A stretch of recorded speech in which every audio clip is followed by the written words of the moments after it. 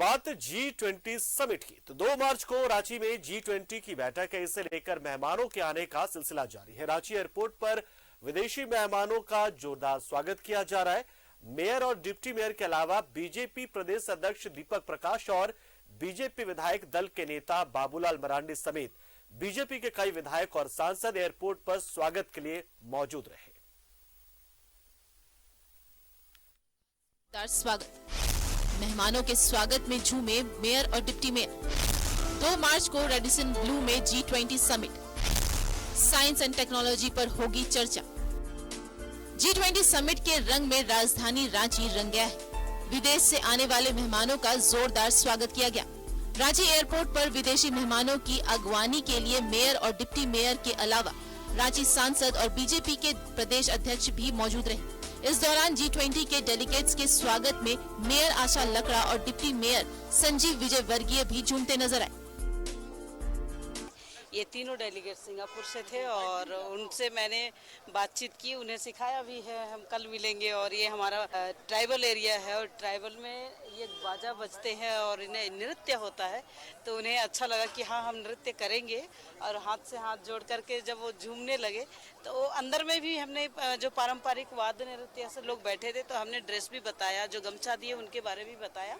और जिस तरह से वो साइंस एंड टेक्नोलॉजी के लिए बात कर रहे हैं, तो हमारे देश में तो साइंस एंड टेक्नोलॉजी बहुत पुराना है और उसके लिए जब यहाँ समिट में बात करेंगे तो मुझे लगता है कि आने वाला समय में चाहे हम कई ऐसे विषय को बोलेंगे कि भारत में प्राचीन काल से ही साइंस टेक्नोलॉजी है, सिर्फ इसको डेवलप करने की आवश्यकता है। G20 की बैठक में शामिल होने के लिए सबसे पहले IESA के प्रेसिडेंट और MD राहुल वाला वॉकर अपनी पत्नी के साथ रांची पहुंचे, जिसके बाद CSIR के 5 प्रतिनिधि भी आए। इसके बाद विदेशी मेहमानों के आने का सिलसिला शुरू हो गया। G20 समिट में शामिल होने के लिए रिपब्लिक ऑफ कोरिया से मिस योन जुंग पार्क और सिंगापुर से मिस सियांते और डॉक्टर VN एलिजा यंग आए। वहीं साउथ अफ्रीका से बर्नार्ड ब्लैडर ग्राइन भी रांची पहुंचे। एयरपोर्ट पर इन सभी विदेशी मेहमानों का जोरदार स्वागत किया गया। पारंपरिक नृत्य के जरिए डेलीगेट्स का स्वागत किया गया। सिंगापुर, कोरिया और कल ब्राजील के लोग आए थे। बहुत बहुत बहुत बहुत उत्साहित है, पूरा रांची उत्साहित है।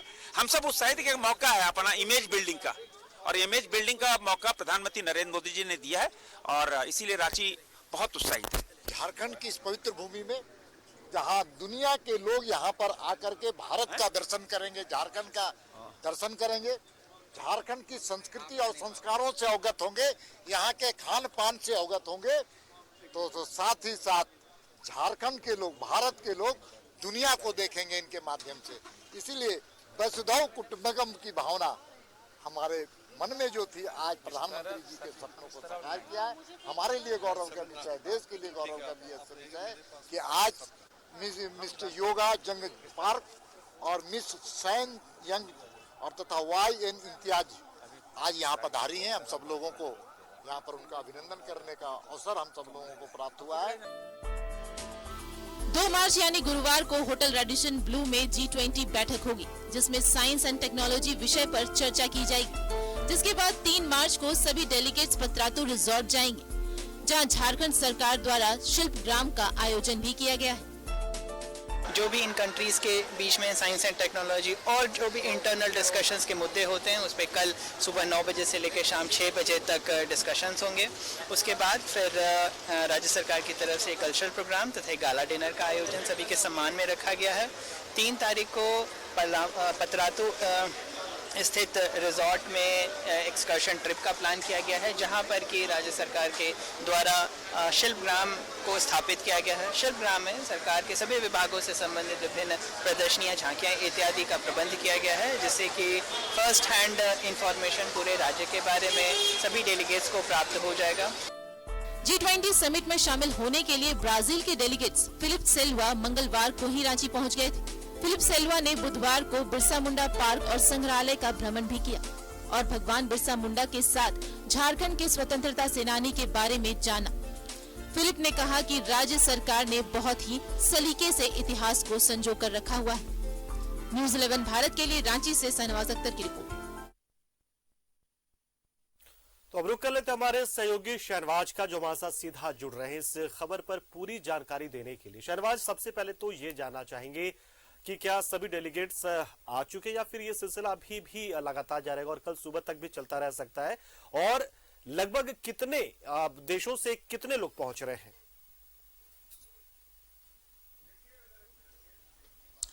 देखिए, अगर गेस्ट लिस्ट की बात करें तो ये हालांकि मीडिया को प्रोवाइड नहीं कराई गई है कुछ कारणों से, क्योंकि इसमें विदेशों का मामला है, मिनिस्ट्री ऑफ एक्सटर्नल अफेयर्स का मामला है, मिनिस्ट्री ऑफ होम अफेयर्स का मामला है।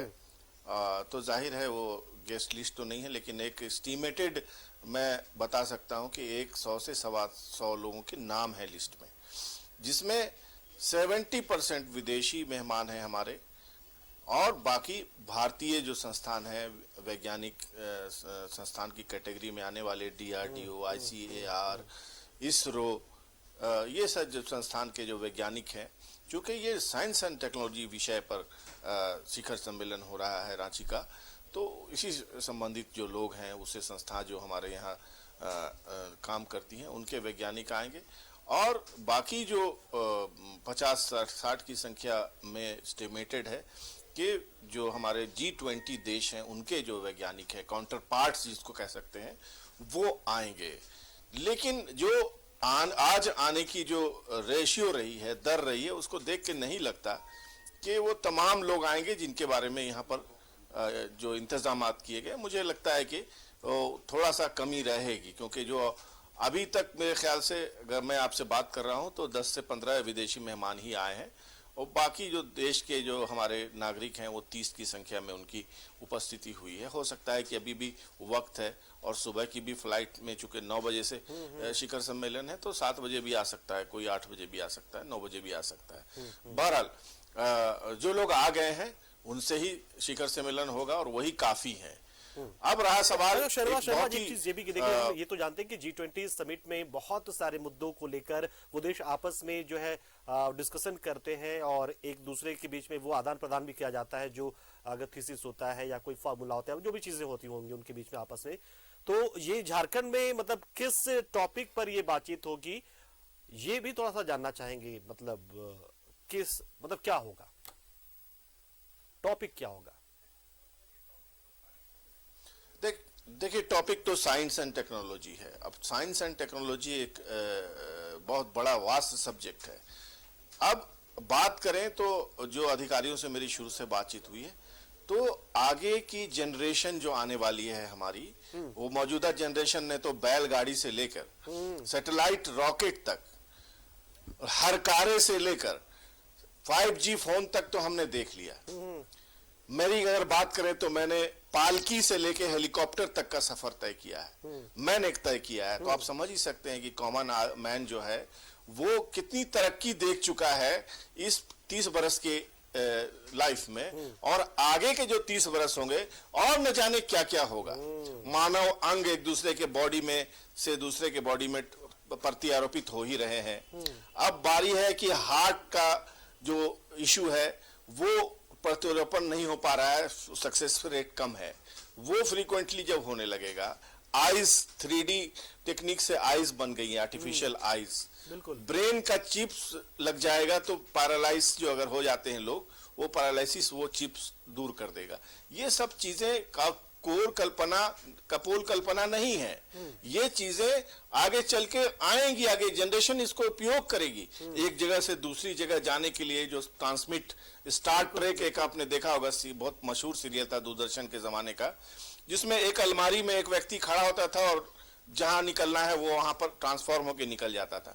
ये कल होकर के कौन मानता था कि हम यहाँ बैठ करके अमेरिका में वीडियो कॉल पे बात करेंगे, और वो भी मुफ्त। आपको याद ही होगा कि आज से 10-15 वर्ष पहले आप कितने रुपए में बात करते थे STD बूथ पर जाकर के, लंबे लाइन में लग के। तो ये सारी चीजें इस सेमिनार में, शिखर सम्मेलन में डिस्कस हो सकती हैं कि आगे कौन कौन सी आर्टिफिशियल इंटेलिजेंस पे क्या क्या काम कर रहा है, कोरिया क्या कर रहा है, सिंगापुर क्या कर रहा है, अमेरिका। बहुत सारे लोग हो सकता है कि इसमें अपनी इंडिकेशंस दे भी, बहुत सारे लोग पेपर भी प्रस्तुत करें। आपने देख ही लिया होगा कि अब प्राइवेट पार्टीज भी बहुत सारी ऐसी कंपनी है जैसे ड्राइवरलेस कार बना दिया टेस्ला ने। बिल्कुल। अब टेस्ला कोई ऐसा मोटरसाइकिल का हेलीकॉप्टर बना दे, ड्रोन मोटरसाइकिल बना दे, जिससे फ्रीक्वेंटली आप और हम इधर से उधर आना जाना करने लगे 10 से 15 साल में, वो भी बहुत कम रेट में। हाइपर लूप एक टेक्निक है जो यहाँ बैठिए 20 मिनट में चाइना पहुंच जाइए, दिल्ली पहुंच जाइए, दिल्ली से पटना आ जाइए। तो ये सारी चीजें डिस्कस होंगी और मानव सभ्यता को और आसानी पैदा होगी। 5G तक तो हम लोग पहुंचे हैं और आगे 7G 8G तक क्या हो सकता है, ये सब कुछ यहाँ पर डिस्कस होगा कल। बिल्कुल, बहुत बहुत शुक्रिया शहनवाज, हमारे साथ जुड़े आप, जानकारी आपने दी और बताया कि किस तरीके से चूंकि बहुत ही ये एक तरह से आप कह लें कि बहुत ही गोपनीय चीजें होती, कॉन्फिडेंशियल होता। ठीक है, ये आपको जानकारी है कि G20 समिट है, डेलीगेट्स हमारा है, लेकिन वो कौन कौन होंगे, कहां से आएंगे, कौन कौन से, ये डिस्क्लोज कभी भी नहीं हो सकता है। जाहिर सी बात है सिर्फ प्रशासन के लोगों तक ही रहता है। हो सकता है कई बार हम अपने भावना में आके कहते हैं कि हमें मीडिया को जानकारी नहीं दी जा रही, लेकिन इसके पीछे बहुत सारे कारण होते हैं, बहुत सारे कारण होते हैं जो शायद मैं यहाँ कहना ना चाहूं, लेकिन आप तमाम लोग इसे भी समझ रहे होंगे। लेकिन कोशिश पूरी ये रहेगी कि जो डेलीगेट्स आए वो झारखंड से एक बेहतर अनुभव लेकर जाएं। वो झारखंड आए तो झारखंड के बारे में जो सुना हो, जो देखा हो, उसको वो देख भी पाए उसी तरीके से, मतलब हर एक चीज को या उससे कहीं बेहतर वो झारखंड को यहाँ से समझ देख कर जाए। बहुत बहुत शुक्रिया शहनवाज।